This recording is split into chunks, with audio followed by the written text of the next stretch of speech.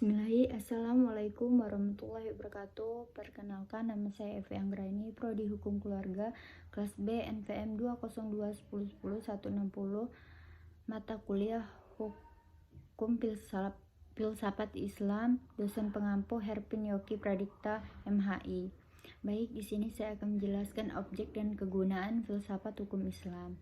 Hukum Islam mengacu pada pandangan hukum yang bersifat terlogis. Artinya hukum Islam itu diciptakan karena ia mempunyai tujuan dari adanya hukum Islam adalah terciptanya kedamaian di dunia dan kebahagiaan di akhirat. Jadi hukum Islam bukan bertujuan meraih kebahagiaan yang panah dan pendek di dunia semata, tetapi juga mengarahkan kebahagiaan yang kekal di akhirat kelak. Inilah yang membedakan dengan hukum manusia yang menghendaki kedamaian di dunia saja. Tujuan hukum Islam tersebut merupakan dari sifat ramah dan rahim. Adalah inti syariah atau hukum Islam.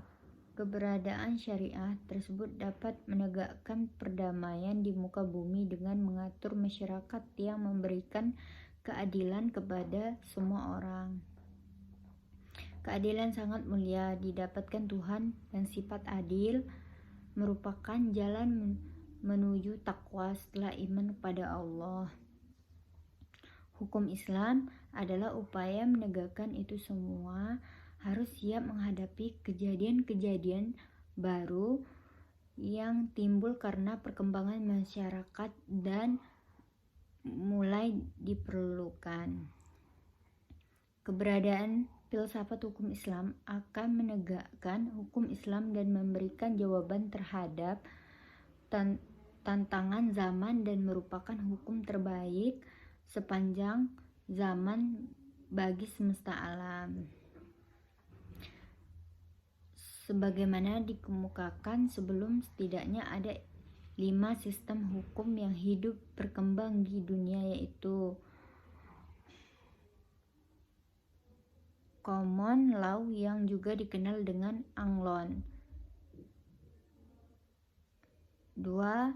Civil Law atau biasanya disebut Eropa Continental. 3. Custom Law. 4.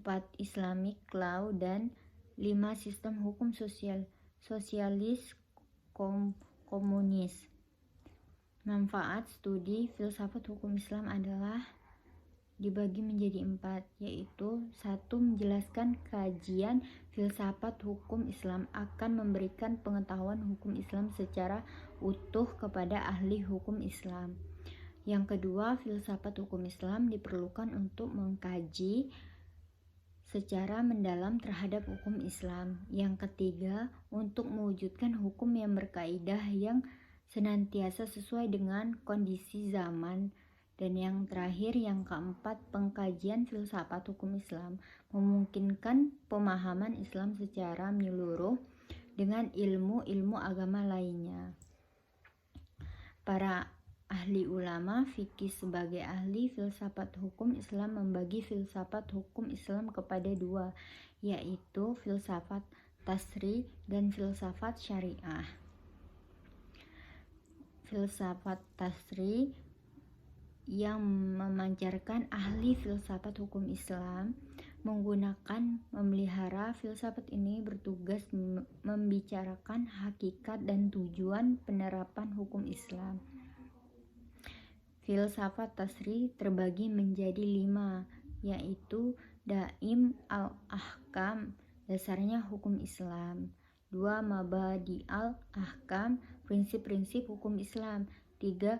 Usul Ahkam, pokok-pokok hukum Islam atau Mashadir al-Ahkam, sumber-sumber hukum Islam. Dan 4.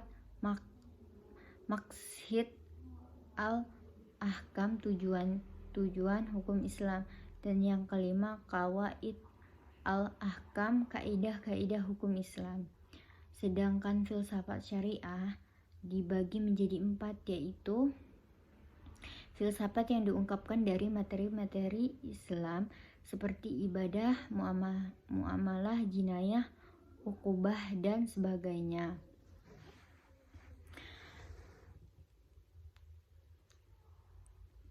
1. Asrar al-ahkam, rahasia-rahasia hukum Islam. Yang kedua, khasa'is al-ahkam, ciri-ciri khas hukum Islam. Dan yang ketiga, mahasin al-ahkam, keutamaan hukum Islam. Dan yang terakhir, yang keempat, tahwabi al-ahkam, karakter hukum Islam. Baik, sekian dari saya. Terima kasih.